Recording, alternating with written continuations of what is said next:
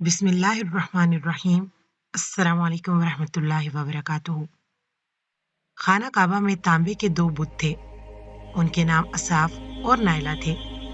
तवाफ करते वक्त मुशरिक बरकत हासिल करने के लिए उनको छुआ करते थे। हजरत जैद बिन हारिसा रजी अल्लाह अन्हु फरमाते हैं, एक मर्तबा आप सल्लल्लाहु अलैहि वसल्लम बैतुल्लाह का तवाफ कर रहे थे। मैं भी आपके साथ था। जब मैं तवाफ के दौरान उन बुतों के पास से गुजरा तो मैंने भी उनको छुआ। नबी पाक सल्लल्लाहु अलैहि वसल्लम ने फौरन फरमाया, उनको हाथ मत लगाओ। इसके बाद हम तवाफ करते रहे। मैंने सोचा एक बार फिर बुतों को छूने की कोशिश करूंगा ताकि पता तो चले उनको छूने से क्या होता है और आप सल्लल्लाहु अलैहि वसल्लम ने किस लिए मुझे रोका है। चुनांचा मैंने उनको फिर छू लिया। तब आपने सख्त लहजे में फरमाया, क्या मैंने तुम्हें उनको छूने से मना नहीं किया था? और मैं कसम खाकर कहता हूँ, नबी पाक सल्लल्लाहु अलैहि वसल्लम ने कभी भी किसी बुत को नहीं छुआ, यहाँ तक कि अल्लाह ने आप सल्लल्लाहु अलैहि वसल्लम को नबूवत अता फरमा दी और आप पर वही नाजिल होने लगी। इसी तरह अल्लाह ताला हराम चीज़ों से भी आपकी हिफाजत फरमाते थे। मुशरिक बुतों के नाम पर जानवर कुर्बान करते थे, फिर ये गोश्त तकसीम कर दिया जाता था या पुकार कर खिला दिया जाता था, लेकिन आपने कभी भी ऐसा गोश्त न खाया। खुद आप सल्लल्लाहु अलैहि वसल्लम ने एक बार इरशाद फरमाया, मैंने कभी कोई ऐसी चीज़ नहीं चखी जो बुतों के नाम पर ज़िबा की गई हो, यहाँ तक कि अल्लाह ताला ने मुझे नबूवत अता कर दी। इसी तरह आपसे पूछा गया, क्या आपने बचपन में कभी बुत परस्ती की? आप सल्लल्लाहु अलैहि वसल्लम ने इरशाद फरमाया, नहीं। आपसे फिर पूछा गया, आपने कभी शराब पी? जवाब में इरशाद फरमाया, नहीं। हालांकि उस वक्त मुझे मालूम नहीं था कि किताबुल्लाह क्या है और ईमान की तफसील क्या है। आप सल्लल्लाहु अलैहि वसल्लम के अलावा भी उस जमाने में कुछ लोग थे जो जानवरों के नाम ज़िबा किया गया गोश्त नहीं खाते थे और शराब को हाथ नहीं लगाते थे। बचपन में आपने बकरियां भी चराईं। आप मक्का के लोगों की बकरियां चराया करते थे। मुआवजे के तौर पर आपको एक सिक्का दिया जाता था। आप फरमाते हैं, अल्लाह ताला ने जितने भी नबी भेजे उन सब ने बकरियां चराने का काम किया। मैं मक्का वालों की बकरियां सिक्के के बदले चराया करता था। मक्का वालों की बकरियों के साथ आप अपने घर वालों और रिश्तेदारों की बकरियां भी चराया करते थे। पैगंबरों ने बकरियां क्यों चराईं, इसकी वजाहत यूं बयान की जाती है, इस काम में अल्लाह ताला की जबरदस्त हिकमत है। बकरी कमजोर जानवर है, लिहाजा जो शख्स बकरियां चराता है उसमें कुदरती तौर पर नरमी, मोहब्बत और अंसारी का जज्बा पैदा हो जाता है। हर काम और पेशे की कुछ खुसूसियात होती हैं। मसलन कसाब के दिल में सख्ती होती है, लोहार जफाकश होता है, माली नाजुक तबाह होता है। अब जो शख्स बकरियां चराता रहा, जब वो मखलूक की तरबियत का काम शुरू करेगा तो उसकी तबीयत में से गर्मी और सख्ती निकल चुकी होती है। मखलूक की तरबियत के लिए वो बहुत नरम मिजाज हो चुका होता है और तबलीग के काम में नरम मिजाजी की बहुत ज़रूरत होती है। अरबों में एक शख्स बदर बिन माशर गफ्फारी था। ये अकास के मेले में बैठा करता था, लोगों के सामने अपनी बहादुरी के किस्से सुनाया करता था, अपनी बड़ाइयाँ बयान करता था। एक दिन उसने पैर फैलाकर और गर्दन अकड़ा कर कहा, मैं अरबों में सबसे ज़्यादा इज्जतदार हूँ, और अगर कोई ख्याल करता है कि वो ज़्यादा इज्जत वाला है तो तलवार के जोर पर यह बात साबित करके दिखाए। उसके ये बड़े बोल सुनकर एक शख्स को गुस्सा आ गया। वो अचानक उस पर झपटा, उसके घुटने पर तलवार दे मारी। उसका घुटना कट गया। ये भी कहा जाता है कि घुटना सिर्फ जख्मी हुआ था। उस पर दोनों कबीले आपस में लड़ पड़े। उनमें जंग शुरू हो गई। इस लड़ाई को फजार की पहली लड़ाई कहा जाता है। इस वक्त आप सल्लल्लाहु अलैहि वसल्लम की उम्र 10 साल थी।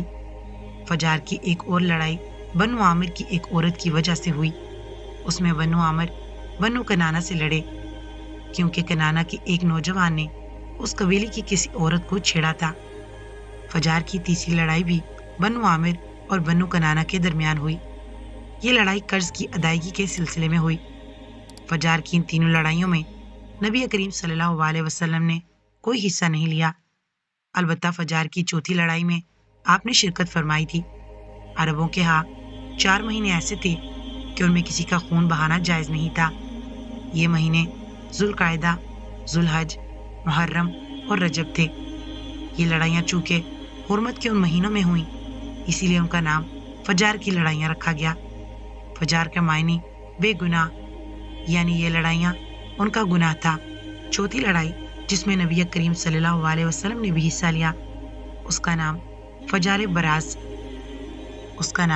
फज्जार बराज है। ये लड़ाई इस तरह शुरू हुई। कबीला बनु कनाना के बराज नामी एक शख्स ने एक आदमी उर्वा को कत्ल कर दिया। उर्वा का ताल्लुक कबीला बवाजन से था। ये वाक़या हुर्मत वाले महीने में पेश आया। बराज और उर्वा के ख़ानदान के लोग यानी बन्नू कनाना और बवाजन उस वक़्त अकास के मेले में थे। वहीं किसी ने बन्नू कनाना को यह खबर पहुंचा दी कि बराज ने उर्वा को कत्ल कर दिया है। यह खबर सुनकर बन्नू कनाना के लोग परेशान हुए कि कहीं मेले ही में हवाज़िन के लोग उन पर हमला न कर दें, इस तरह बात बहुत बढ़ जाएगी। चुनाचा वो लोग मक्का की तरफ भागे। हवाज़िन को उस वक़्त तक खबर नहीं हुई थी। उन्हें कुछ दिन या कुछ वक़्त गुजरने पर खबर हुई। ये बन्नू कनाना पर चढ़ दौड़े, लेकिन बन्नू कनाना हरम में पनाह ले चुके थे। अरबों में हरम के अंदर खून बहाना हराम था, इसीलिए हवाज़िन रुक गए। उस दिन लड़ाई ना हो सकी, लेकिन दूसरे दिन बन्नू कनाना के लोग खुद ही मुकाबले के लिए बाहर निकल आए। उनकी मदद करने के लिए कबीला कुरैश भी मैदान में निकल आया। इस तरह फजार की ये जंग शुरू हुई। ये जंग 4 या 6 दिन तक जारी रही। अब चूंकि कुरैश भी इस जंग में शरीक थे, लिहाजा आप सल्लल्लाहु अलैहि वसल्लम के चचा आपको भी साथ ले गए, मगर आपने जंग के सब दिनों में लड़ाई में हिस्सा नहीं लिया। अलबत्ता जिस दिन आप मैदान जंग में पहुंच जाते तो बनी कनाना को फतह होने लगती, और जब आप वहां ना पहुंचते तो उन्हें शिकस्त होने लगती। आप सल्लल्लाहु अलैहि वसल्लम ने उस जंग में सिर्फ इतना हिस्सा लिया कि अपने चचाओं को तीर पकड़ाते रहे, और बस 6 दिन की जंग के बाद कोई फैसला ना हो सका। आखिर दोनों ग्रोहों में सुलह हो गई, लेकिन ये काफ़ी खून खराबे के बाद हुई थी। इस जंग के फौरन बाद हल्फुल फजूल का वाक़या पेश आया। ये वाक़या इस तरह हुआ कि कबीला जुबैद का एक शख्स अपना कुछ माल लेकर मक्का आया। उससे ये माल आस बिन वाइल ने खरीद लिया। ये आस बिन वाइल मक्का के बड़े लोगों में से था। उसकी बहुत इज्जत थी। उसने माल तो ले लिया, लेकिन कीमत अदा न की। जुबैदी उससे अपनी रकम का मुतालबा करता रहा, लेकिन आस बिन वाइल ने रकम अदा न की। अब ये जुबैदी शख्स अपनी फरियाद लेकर मुख्तलिफ कबीलों के पास गया।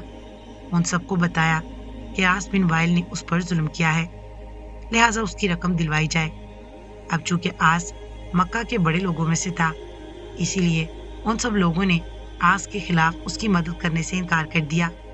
उल्टा उसे डांट डपट कर वापस भेज दिया। जब जुबैदी ने इन लोगों की यह हालत देखी तो दूसरे दिन सुबह सवेरे वो अबू कैस नामी पहाड़ी पर चढ़ गया। कुरैश अभी अपने घरों में ही थे।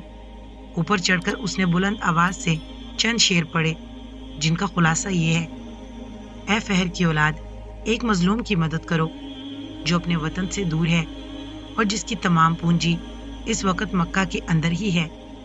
उस जुबैदी शख्स की यह फरियाद आप सल्लल्लाहु अलैहि वसल्लम के चचा जुबैर बिन अबू तालिब ने सुन ली। उन पर बहुत असर हुआ। उन्होंने अब्दुल्ला बिन जुदान को साथ लिया और उस आदमी की मदद के लिए उठ खड़े हुए। फिर उनके साथ बनु हाशिम, बनु ज़ोहरा और बनु असद के लोग भी शामिल हो गए। ये सब अब्दुल्ला बिन जुदान के घर जमा हुए। यहाँ उन सबको खाना खिलाया गया। उसके बाद उन सब से खुदा के नाम पर हल्फ लिया गया। हल्फ के अल्फाज ये थे: हम हमेशा मजलूम का साथ देते रहेंगे और उसका हक उसे दिलवाते रहेंगे। इस हल्फ का नाम हल्फुल फिजूल रखा गया। इस अहद और हल्फ के मौका पर अल्लाह के रसूल सल्लल्लाहु अलैहि वसल्लम भी कुरैश के साथ मौजूद थे। सीरतुन नबी सल्लल्लाहु अलैहि वसल्लम के बारे में मजीद जानने के लिए मेरी कहानी को सब्सक्राइब करके नोटिफिकेशन ऑन कर दें। वीडियो को सदका जारिया समझकर शेयर करते रहें। आने वाली वीडियो तक के लिए मुझे इजाज़त दें। अल्लाह हाफिज।